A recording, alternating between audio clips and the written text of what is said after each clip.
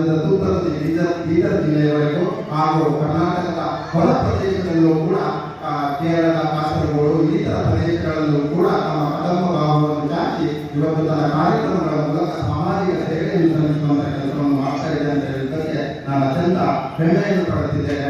ಯಾಕಂದ್ರೆ ಇವತ್ತು ಸಮಾಜಕ್ಕೆ ಬೇಕಾದಂತಹ ವಿವಿಧ ವಿಶೇಷ ಜ್ಞಾನದೀಪ ಕಾರ್ಯಕ್ರಮಗಳಿರ್ಬೋದು, ಅದರೊಂದಿಗೆ ಮಹಿಳಾ ಜ್ಞಾನ ವಿಕಾಸ ಕಾರ್ಯಕ್ರಮಗಳಿರ್ಬೋದು, ಜನಮಂಗಲ ಕಾರ್ಯಕ್ರಮದ ಮೂಲಕ ವಿವಿಧ ವೀಲ್ ಚೇರ್ಗಳನ್ನು ಕೊಡುವಂಥದ್ದಿರ್ಬೋದು, ವಿವಿಧ ಸುಜ್ಞಾನ ನಿಧಿ ಶಿಷ್ಯವೇತನಗಳನ್ನು ಕೊಡುವಂಥದ್ದಿರ್ಬೋದು, ನಿರ್ಗತಿಕರಿಗೆ ಮಾಸಾಸನಗಳನ್ನು ಕೊಡುವಂಥದ್ದಿರ್ಬೋದು, ಶಾಲೆಗಳಿಗೆ ಶಿಕ್ಷಕರನ್ನು ಒದಗಿಸಿಕೊಡುವಂಥದ್ದಿರ್ಬೋದು. ಅದರೊಂದಿಗೆ ಇವತ್ತು ನಾವು ದಿನನಿತ್ಯದಲ್ಲಿ ನಮ್ಮ ಮನಸ್ಸಿನಲ್ಲಿ ನಮ್ಮ ಮನೆಯಲ್ಲಿ ನಾವು ಕನಸನ್ನು ಕಟ್ಟಿಕೊಂಡಾಗ ಆ ಕನಸನ್ನು ಈಡೇರಿಸುವುದಕ್ಕೋಸ್ಕರವಾಗಿ ಇವತ್ತೇನು ನಾವು ಹಣ ಅಂತ ಹೇಳ್ತೇವೆ, ಪ್ರಗತಿಯ ನಿಧಿ ಅಂತ ಹೇಳಿ ಇವತ್ತು ಒಂದು 600ರಿಂದ 700 ಕೋಟಿ ರೂಪಾಯಿ ನಾವು ಬಂಗಾರಪೇಟೆಗೆ ವಿನಿಯೋಗವನ್ನು ಮಾಡಿದ್ದೇವೆ. ಅದರಲ್ಲಿ ನಮ್ಮಂತಹ ಹೆಮ್ಮೆಯ ಸದಸ್ಯರು ಇವತ್ತು 600ರಿಂದ 700 ಕೋಟಿ ಕೊಟ್ಟ ಪ್ರಗತಿ ನಿಧಿಯಲ್ಲಿ ಇವತ್ತಿಗೂ ಕೂಡ ಎಲ್ಲ ಮರುಪಾವತಿಯನ್ನು ಮಾಡಿ 135 ಕೋಟಿಯಷ್ಟು ಮೊತ್ತವನ್ನು ಚಾಲ್ತಿ ಸಾಲವಾಗಿ ನಾವು ಇಟ್ಕೊಂಡಿದ್ದೇವೆ ಅನ್ನುವಂಥದ್ದನ್ನು ಹೇಳಿ ನಾನು ಅತ್ಯಂತ ಖುಷಿ ಪಡ್ತಾ ಇದ್ದೇನೆ. ನಾವು ಒಳ್ಳೆಯದನ್ನು ಮಾಡಿದ್ರೆ ಒಳ್ಳೆಯದಾಗುತ್ತದೆ, ಕೆಟ್ಟದನ್ನು ಮಾಡಿದ್ರೆ ಕೆಟ್ಟದಾಗುತ್ತದೆ. ಯಾಕಂತ ಹೇಳಿದ್ರೆ ನಾವೆಲ್ಲವೂ ಕೂಡ ಅಷ್ಟೇ. ಯಾಕಂದ್ರೆ ನಮ್ಮ ಬಹಳಷ್ಟು ಸದಸ್ಯರು ಇವತ್ತು ಎಲ್ಲರೂ ಬಂದಿದ್ರೆ ಇಲ್ಲಿ ಜಾಗವೇ ಸಾಕಾಗ್ತಾ ಇರಲಿಲ್ಲ. ಆದ್ರೆ ಏನಂತ ಹೇಳಿದ್ರೆ ಎಲ್ಲದಕ್ಕೂ ಒಂದು ಯೋಗ ಬೇಕು. ಆ ಯೋಗ ಇದ್ರೆ ಮಾತ್ರ ನಾವೇನಂತ ಹೇಳಿದ್ರೆ ಒಂದು ಜಾಗದಲ್ಲಿ ಹೋಗಿ ಸೇರಲಿಕ್ಕೆ ಅವಕಾಶ ಇರ್ತದೆ.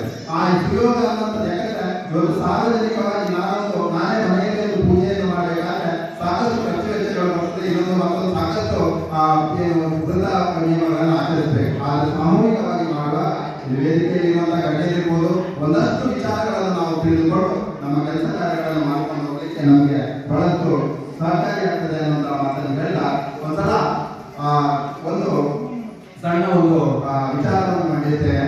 ಒಂದು ವಾಸ್ತವ ಮತ್ತೆ ಏನು ಸಾಧ್ಯತೆಗಳ ಬಗ್ಗೆ ಒಂದು ಸಣ್ಣ ವಿಚಾರ.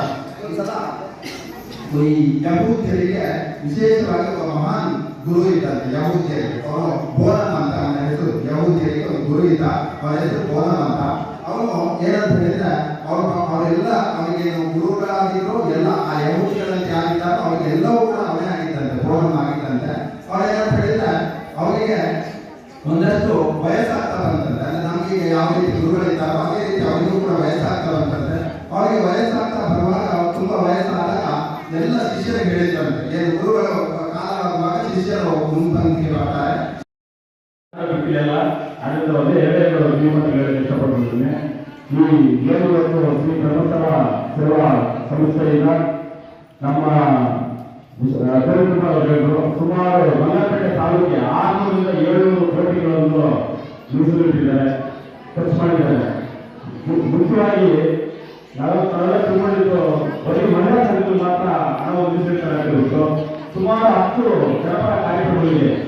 ಇವಾಗ ಶಾಲಾ ಅಭಿವೃದ್ಧಿಗಾಗಿರ್ಬೋದು, ಕೆರೆ ಉಳಿಸುವ ಕಾರ್ಯಕ್ರಮಗಳಾಗಿರ್ಬೋದು, ಕುಡಿಯುವ ವ್ಯವಸ್ಥೆಗಳಾಗಿರ್ಬೋದು, ಚರಂಡಿಗಳಾಗಿರ್ಬೋದು, ಮತ್ತು ಪ್ರತಿಯೊಂದು ವಿಚಾರಗಳು ಸಮಾಜಮುಖಿ ಕಾರ್ಯಕ್ರಮಗಳಿಗೆ ಫಿಲ್ಟರ್ ವಾತಾವರಣದಿಂದ ಆಗಿರ್ಬೋದು, ಶೌಚಾಲಯಗಳಾಗಿರ್ಬೋದು, ಇಬ್ಬರು ಮತ್ತು 10 ಹಲವಾರು ಕಾರ್ಯಕ್ರಮಗಳಿಗೆ ನಮ್ಮ ಯೋಜನಾಧಿಕಾರಿಗಳು ಶ್ರೀ ಮಂಜುನಾಥ್ ಅವರ ಅನುಗ್ರಹದಿಂದ ಇವೆಲ್ಲ ಮಾಡ್ತಾ ಇದ್ದೀರಿ.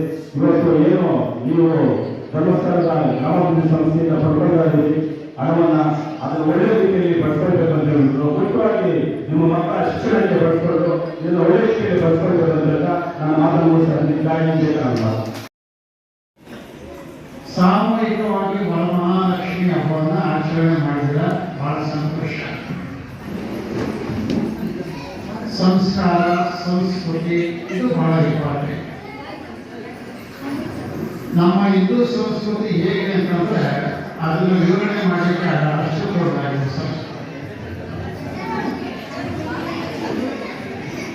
ಏನು ಇವತ್ತು ಧರ್ಮಸ್ಥಳದ ನಮ್ಮ ಸಂಘದಿಂದ ಆಚರಣೆ ಮಾಡಿದ್ದಾರೆ. ನಾವು ಹೋಗೋಣ ಕಲರ್ಫುಲ್ಲಾಗಿ ಡ್ರೆಸ್ ಮಾಡ್ಕೊಂಡು ನೀವು ನಿಂತ್ಕೊಳ್ಳೋಣ, ಫೋಟೋ ತೆಗೆಸ್ಕೊಳ್ಳೋಣ ಅಂತ ಪೂಜೆ ಮಾಡ್ತಾರೆ. ಶ್ರದ್ಧಾ ಮತ್ತೆ ಭಕ್ತಿ ಇರಬೇಕು. ವರಮಹಾಲಕ್ಷ್ಮಿ ವ್ರತ ಆಗಲೇ ಮುಗಿದಿದೆ. ಈಗ ಸಾಮೂಹಿಕವಾಗಿ ವರಮಹಾಲಕ್ಷ್ಮಿ ಹಬ್ಬವನ್ನು ಆಚರಣೆ ಮಾಡ್ತಾ ಇಲ್ಲ. ಖಂಡಿತ ನಮ್ಮ ಸಂಸ್ಕೃತಿ ನಾವು ಯಾವುದೇ ಹಬ್ಬ ಮತ್ತು ಹರಿದಿನಗಳನ್ನ ನಾವು ಮರಿಬಾರ್ದು, ನಮ್ಮ ಸಂಸ್ಕೃತಿನ ಮರಿಬಾರ್ದು, ಎಲ್ಲೂ ಆಚರಣೆ ಮಾಡಬೇಕು. ನೀವು ಆಚರಣೆ ಮಾಡೋದ್ರ ಜೊತೆಗೆ ನಿಮ್ಮ ಮಕ್ಕಳಿಗೆಲ್ಲ ತಯಾರು ಮಾಡಬೇಕು. ಯಾಕಂದ್ರೆ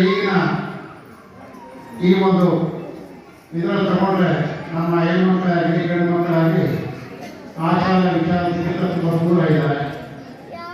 ಅವ್ರು ಹಾಕ್ತಕ್ಕಂಥ ಡ್ರೆಸ್ ಕೋಡು ದೇವಸ್ಥಾನಕ್ಕೂ ಬರಲ್ಲ, ಕಾರ್ಯಕ್ರಮಗಳಿಗೂ ಬರಲ್ಲ, ಮನೆಯಲ್ಲೇ ಇರ್ತಾರೆ. ಯಾರ ಜೊತೆ ಅಂದರೆ ಮೊಬೈಲ್ ಜೊತೆ.